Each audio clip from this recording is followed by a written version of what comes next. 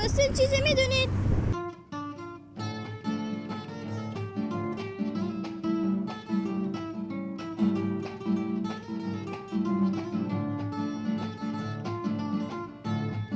ایرانیان از قدیم مردم شاد و سرزنده‌ای بودند.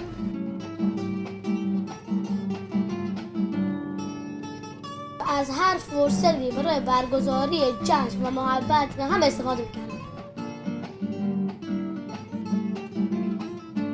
یکی از اون جشن‌ها جشن چله تابستونه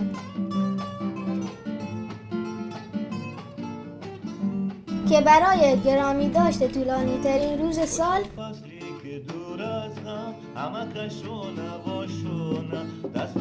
واسه بازگذاری از نعمت‌های خداوند. پس از برداشت محصولات کشاورزی برپا می شده.